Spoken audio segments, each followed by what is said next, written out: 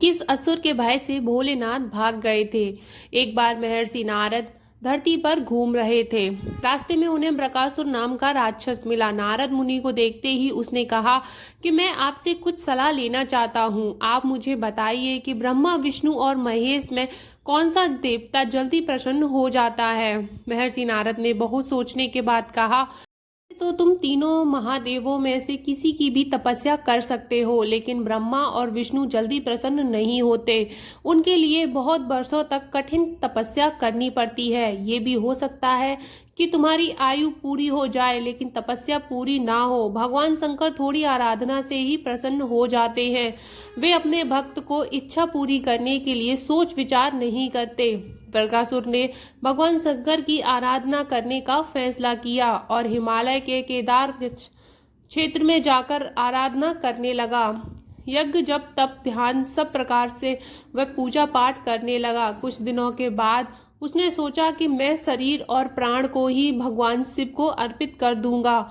ऐसा सोचकर वह अपने शरीर का मांस काट काट कर यज्ञ कुंड में डालने लगा, लेकिन भगवान शिव प्रसन्न नहीं हुए। परेशान होकर एक दिन उसने अपना शीश काटकर भगवान शिव को अर्पित करने का फैसला किया।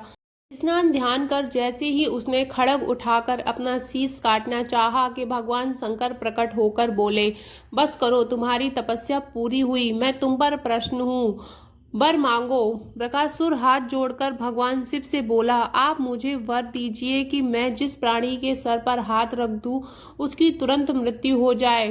शिवजी बकासुर की यह मांग सुनकर चिंता में पड़ गए, लेकिन वरदान नहीं देने पर देव मर्यादा का उल्लंघन हो रहा था। शिवजी बकासुर से बोले कि तुम्हारी तपस्या व्यर्थ नहीं जाएगी।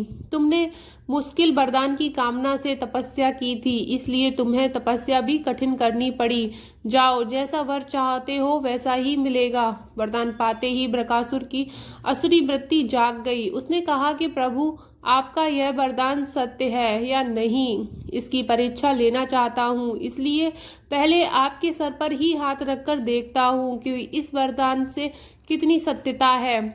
भगवान शंकर ने सोचा कि यह राक्षस कुछ नहीं सुनेगा। जब बकासुर शंकर जी के सर पर हाथ रखने के लिए आगे बढ़ा तो वह वहां से भागने लगे। इस पर बकासुर का क्रोध बढ़ गया। वह पीछा करते हुए चिल्लाया कि महर्षि नारद की तरह आपने भी मुझसे छल किया है। वरदान की परीक्षा से डरकर क्यों भाग रहे हैं। शिवजी भूमंडल छोड़कर देवलोक तक भागते रहे और बकासुर भी उनका पीछा करता रहा। अंत में भगवान शिव विष्णु लोक पहुंचे और विष्णु को अपनी परेशानी बताई। विष्णु जी ने हंसकर कहा कि कुछ भी हो, आपके वरदान की सत्यता तो सिद्ध करनी ही होगी। भगवान विष्णु ने योग्य माया से एक वृद्ध तेजस्वी ब्रह्मचारी का स्वरूप बनाया और बकासुर की ओर चल पड़े। भगवान विष्णु को जब बकासुर आता हुआ दिखा तो उन्होंने आगे बढ़कर उसे प्रणाम किया। उन्होंने बकासुर से कहा कि असुर राज, कहाँ भागे जा रहे हैं। लगता है आप बहुत थक गए हैं, शरीर को थोड़ा आराम दीजिए। आप सब प्रकार से समर्थ हैं, फिर भी मेरे योग्य कोई काम हो तो बताइए। अक्सर लोग अपने मित्रों और सहायकों से ही अपने काम पूरा करा लेते हैं। एक तेजस्वी ब्रह्मचारी की बातें सुन बकासुर ने शिवजी के वरदान और उनकी परीक्षा की बात बताई। इस पर ब्रह्मचारी हंसा और कहा कि तुम किसके वरदान की परीक्षा लेना चाहते हो। शिवजी का तो अपना कोई घर ही नहीं है, वह खुद भूत प्रेतों के साथ घूमते रहते हैं। वह भला किसी को क्या वरदान देंगे। वर देने वाले तो ब्रह्मा और विष्णु ही हैं।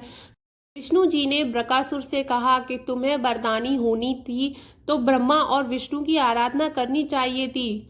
शिवजी के पीछे बेकार दौड़ रहे हो। वरदान देने वाला तो खुद इतना शक्तिशाली होता है कि उसके वरदान का असर खुद उस पर नहीं हो सकता। उन्होंने तो तुम्हें झूठ मूठ का वरदान दिया है, तुम्हारी तपस्या बेकार चली गई। ब्रह्मचारी की बात सुनकर बकासुर निराश हुआ, उसका मनोबल टूट गया। वह कहने लगा कि मुझे तो देवर्षि नारद ने शिव की आराधना करने को कहा था। ब्रह्मचारी ने कहा कि तुमने नारद मुनि पर भरोसा कर लिया। वह तो ऐसे घुमक्कड़ साधु हैं जो कभी सभी को उल्टी सलाह ही देते हैं। अगर तुम्हें मेरी बात पर भरोसा नहीं हो तो अपने सर पर हाथ रखकर देख लो कि कैसे शिव ने तुम्हें झूठा वर देकर बहकाया है। बृकासुर का मनोबल बुरी तरह टूट चुका था। उसे ब्रह्मचारी की बात पर भरोसा हो गया कि शिवजी ने भी उसके साथ छल का वरदान दिया है। उसका विवेक नष्ट हो गया। उसने वरदान की सत्यता का परीक्षण करने के लिए अपना हाथ अपने ही सर पर रख लिया। सर पर हाथ रखते ही भयंकर अग्निपुंज प्रकट हुआ और बृकासुर उसमें भस्म हो गया। भगवान शिव, विष्णु जी और बृकासुर की इस कहानी में जीवन का अहम सार छुपा है। कहानी सीख देती है कि बिना सोचे विचारे किसी को कुछ देना और पाने वाले का कृतज्ञ होकर दाता को ही संकट में डालने का ऐसा ही नतीजा होता है। बुद्धि विवेक नष्ट हो जाता है और उपलब्धि ही विनाश का कारण बन जाती है। कहानी पसंद आए तो एक लाइक ज़रूर करें।